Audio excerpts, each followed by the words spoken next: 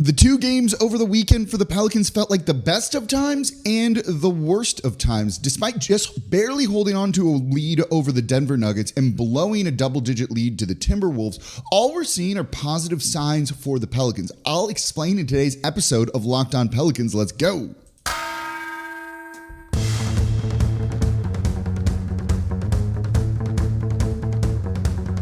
You are Locked On Pelicans, your daily New Orleans Pelicans podcast, part of the Locked On Podcast Network, your team every day.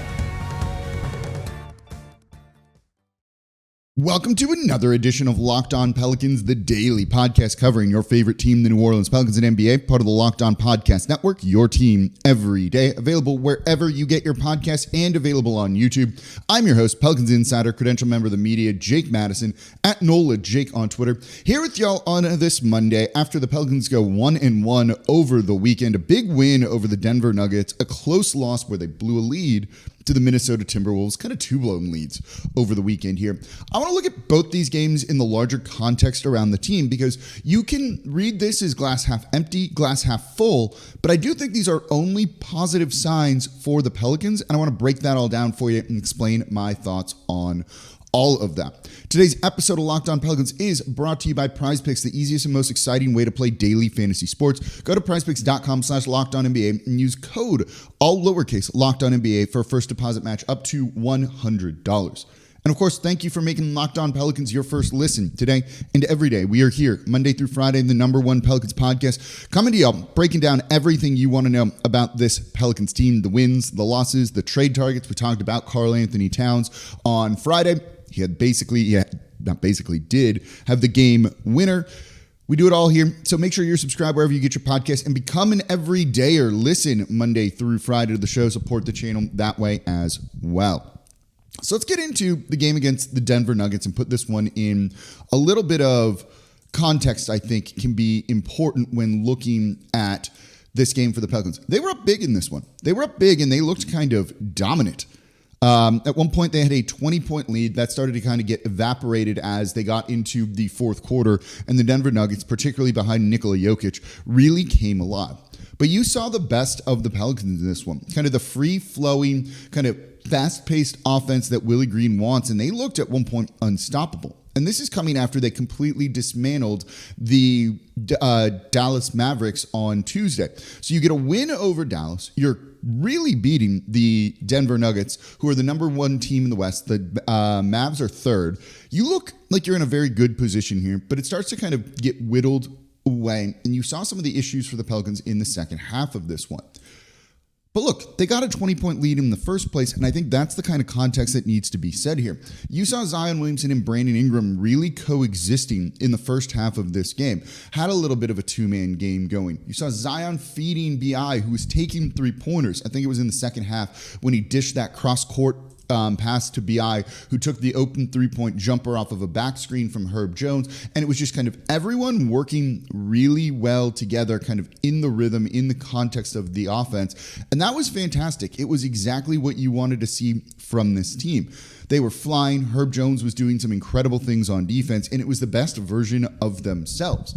And it reminds you of why I and very many others were really high on this team when Will Guillory of The Athletic, who should be on this week, it's Thanksgiving, might be a little bit different, look at this team and say they should be really good. And when Will was on the show last time, basically saying like, don't panic. They just need to play a little bit better. They need to figure some things out. And once they do that, they're going to be good. You see this game against the Denver Nuggets and you're like, oh yeah, they can be a really good team. This is the team that has talent, and they're not even, and we'll get more to that in the third segment, at full strength, right? No CJ McCollum in this one. No Jose Alvarado, who does well against the Denver Nuggets. No Trey Murphy, who's going to add so much shooting and size to this team as well.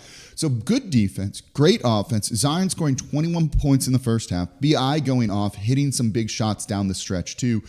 And I'm not upset that the lead got blown away. I had someone text me and say, this team got lucky. And you don't get lucky when you get a 20-point lead and teams come back and then you still win and maybe you eke out a win. You built that lead in the first place so that you can withstand the run that Denver is inevitably going to go on. They are world champions for a reason. They have the best player on the planet in Nikola Jokic out there. And while he went and got his, they limited more or less everybody else other than Christian Brown, who just went off from the bench. And this team, I don't know, competed with all of them.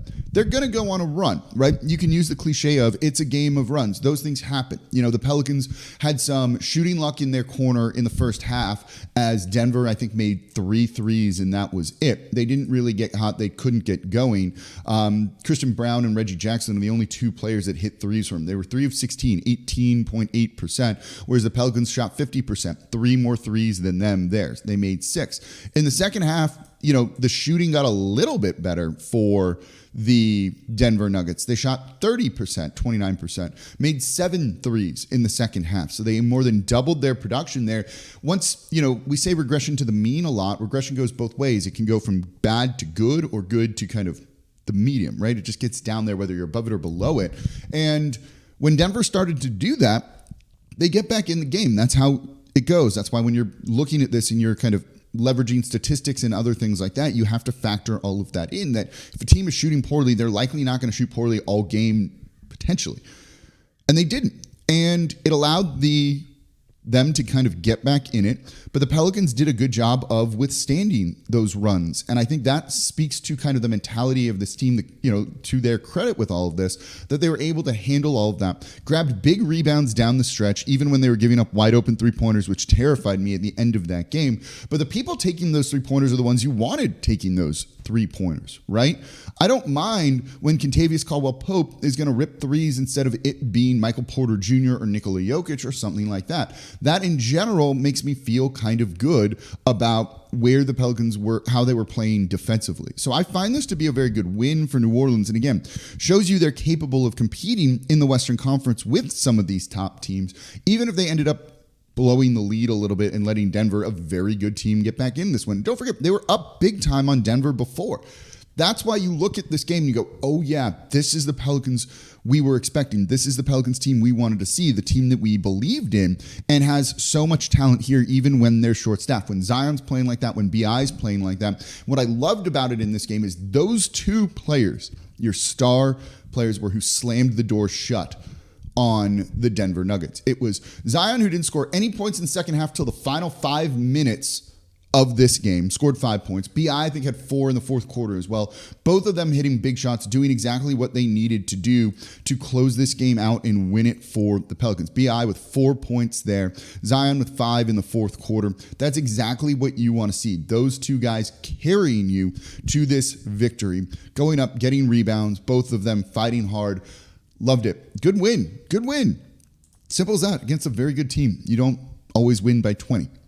So coming up next, was this a good or bad loss to the Minnesota Timberwolves? And is there more frustration about this one too? Because even though they lost, they could have won. And in theory, you could say they should have won this game.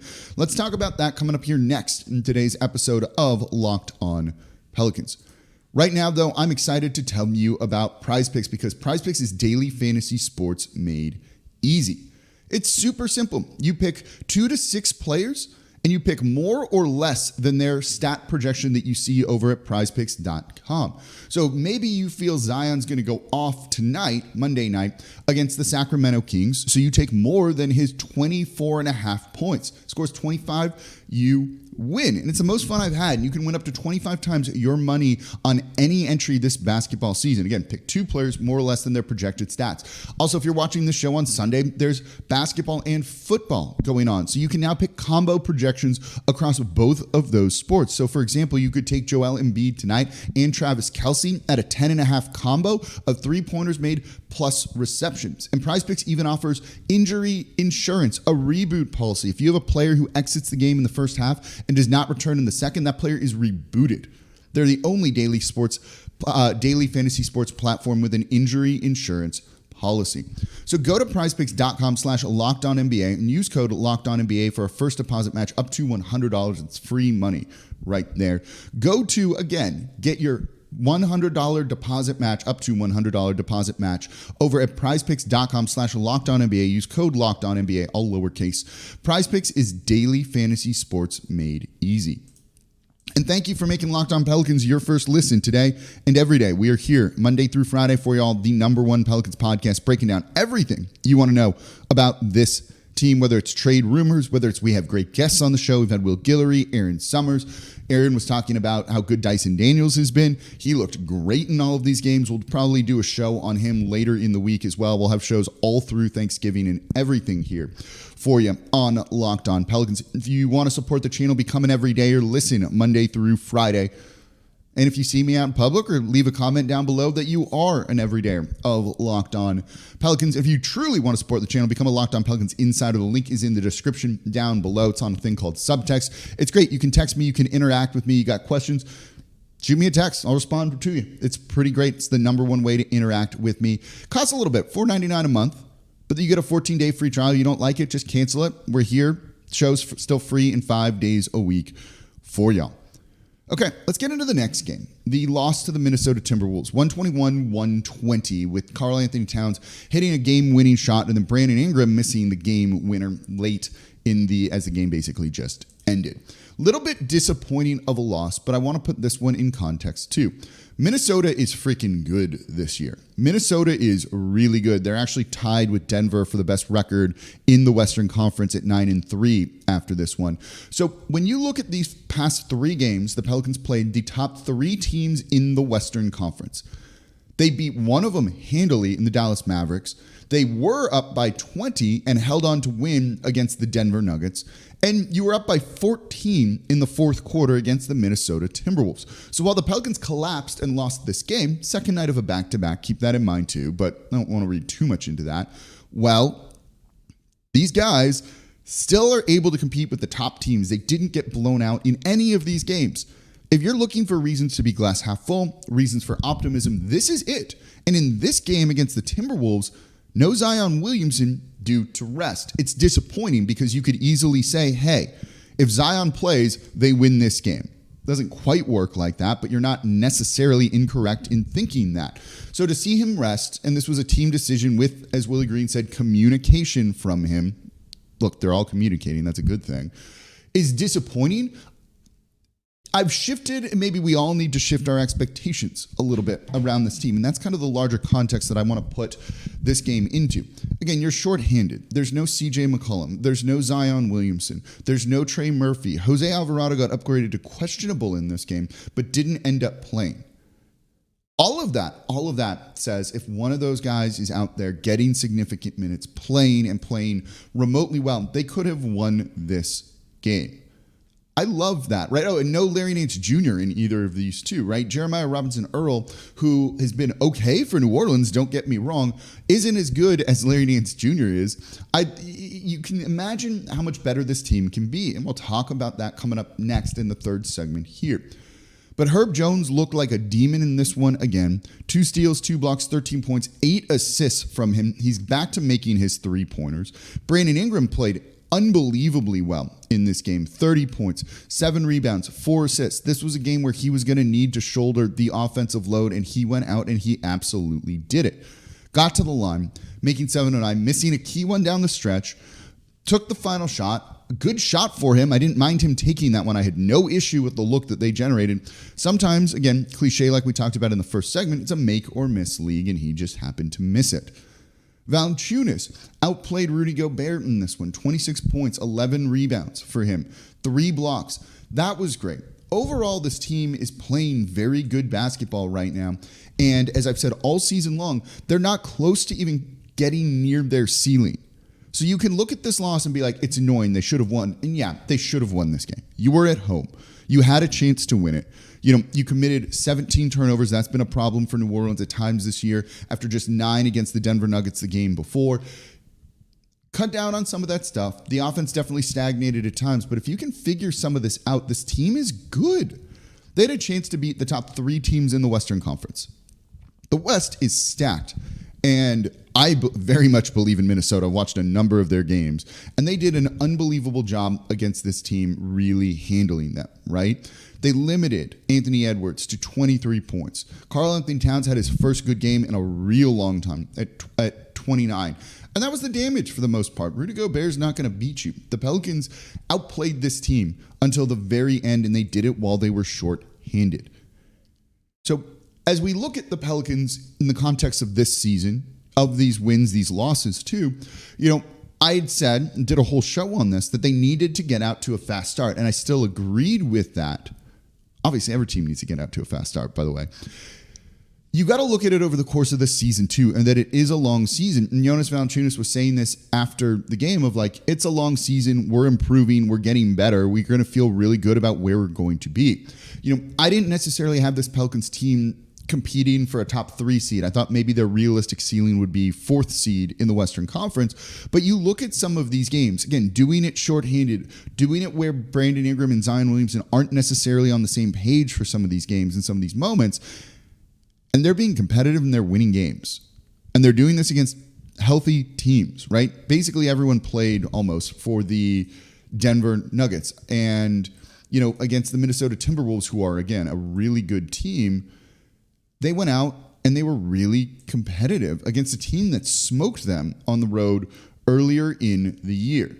So I do think this shows you, Jamal Murray didn't play for Denver, but I do think it shows you that they can be right on up there, and maybe the ceiling for this Pelicans team is actually higher than what we thought it potentially could be. So when you think about that, you want them peaking later at the right time, actually reaching that potential rather than reaching a lower version of it right now.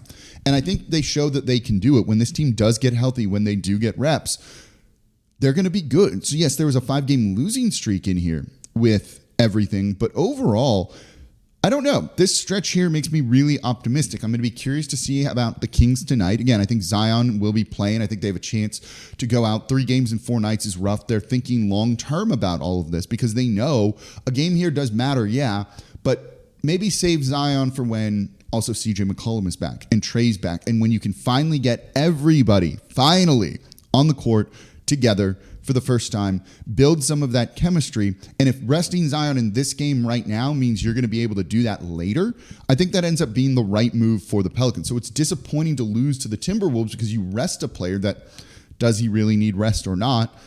But I think they're looking at this over the course of the season. I think that's probably the right move for them to do. And it makes me excited about what the ceiling for this Pelicans team could be. They are not even close to playing as well as they could play, and they're being competitive in games now. There's talent here. Dyson is taking a leap forward, right? Herb Jones looks like a different player. Let's talk about some of that coming up here next in today's episode of Locked On Pelicans. Right now, though, I'm excited to tell you about FanDuel, America's number one sportsbook. Because right now, new customers get $150 in bonus bets with any winning $5 moneyline bet. It's $150 if your team wins. The Pelicans playing good basketball right now. 2 games coming up against the Sacramento Kings here. Bet the Pelicans on the moneyline. They win tonight.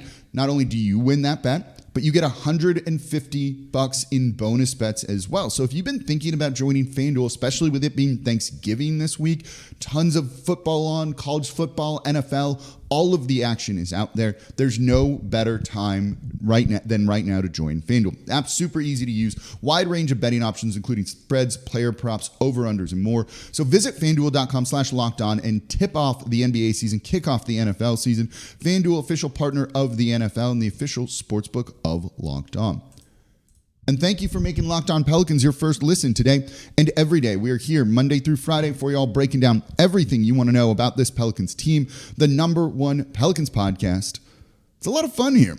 This has been a good season so far. They're competitive. Guys are healthy for the most part. CJ's going to be back before we know it. We'll see Trey Murphy back soon. Support the channel by becoming an everydayer. Listen Monday through Friday, or if you listen 1 or 2 days a week, add another day in. We're going to have shows all throughout Thanksgiving, so if you need a break from your family, if you need to listen to something while you're cooking, we got you covered here over at the Locked On Pelicans podcast. If you want to support the channel even more, become not become an everyday, become a Locked On Pelicans insider that you can text me. You need a break from your family, shoot me a text, ask me a question about the Pelicans and everything. And now for your second listen today, Locked On has launched the first ever national sports 24/7 streaming channel on YouTube. Locked On Sports Today is here for you 24/7, covering the top stories of the day with the local experts of Locked On, plus our national shows covering every league. Go to Locked On Sports Today on YouTube and subscribe for the first ever national sports 24/7 streaming channel. It's really cool. Locked On Pelicans will be on there. Locked On NBA is on there too. Really cool thing that Locked On is doing. Again, we're free 5 days a week, your team every day. So as I said, I want to look and put these games kind of into perspective around the team, because I think sometimes we get caught up in the moment to moment, the game to game with things, and you've got to see the forest for the trees to use. Let's just use all the cliches in today's show. So it's a long season, and to see the Pelicans play well and to start to do it consistently, and to see like the foundation, the building blocks of Zion and BI playing well together. Again, that drive by Zion going into a wall of guys in the second half against the Denver Nuggets, whips a pass to BI who's open for three due to an off-ball screen by Herb Jones, is perfect. Just perfect basketball. BI takes the three, makes it. That's exactly what you want to see. That's the type of stuff that's going to beat other teams. You're seeing that there. You're getting a 20-point lead on the Denver Nuggets without CJ McCollum. You're arguably your best shooter. Without Trey Murphy, another one of your shooters, rebounder, guy that can score, almost 3 levels here. It makes you excited for what this team could be. They still need to prove it more. They need to win games and be out there on the court together, and then we'll truly know. But look, you add someone good like CJ into the mix, like Trey into the mix, when Brandon Ingram and Zion Williamson are your engines here, it should be fine. Like, there's no reason to think that this won't work outside of health. And that's been, of course, the $1 million question for them for a long time. So that's why you don't want to get too frustrated with them resting Zion Williamson in this game against Minnesota. They're playing the long game. Do you want to see all of these guys on the court together? They need to take a bit of a load management approach with it. It's unfortunate. I don't particularly love load management. If you wanted to go to that game, you wanted to see Zion certainly, and you didn't get to. That's not fun as a fan. But this team is trying to win a playoff series, win in the postseason, eventually get an NBA title. So they're doing what they think is best. And I can't say I disagree with the approach either. Certainly, we'd like to see Zion in a little bit better shape. It does look like he's struggling out there at times, but they do work on off days. It's not like he's just hanging out or anything like that. So to get him ready for this game against the Sacramento Kings, when you could have almost won that game too, it's really encouraging that when these guys do kind of hit the middle of the season, hopefully, the stretch run of the season, that they are well conditioned, that they're in good shape, they're going to be able to rip off a whole bunch of wins. This schedule has been pretty tough for the Pelicans so far. When you look at the teams that they've played, it starts to open up a little bit, I think. You have a couple of tough games against the Utah Jazz coming up, the Clippers as well. But overall, they have a chance, I think, to really get out and get a couple of victories. You have towards the end, the beginning of December, the Spurs, Chicago. Those are going to be games that they should be able to win. Washington in there, Charlotte, the Spurs again. They're going to hit a stretch where they're going to be in a very good position to go on maybe a 5-game winning streak and really kind of get back into contention here. And seeing how they're playing right now makes me optimistic that they're going to figure this out. While we were, maybe panicking, myself included, do Zion and BI work? Should they trade someone? Should they trade for Karl-Anthony Towns? It comes back to what Will Guillory said on the show of, once these guys play a little bit better, once they figure a couple of things out, this team's going to be good. And you're seeing the genesis of that here with the franchise right now. There's a lot of talent here. It just hasn't been on the court. And even the talent, when it has been on the court, is playing well together.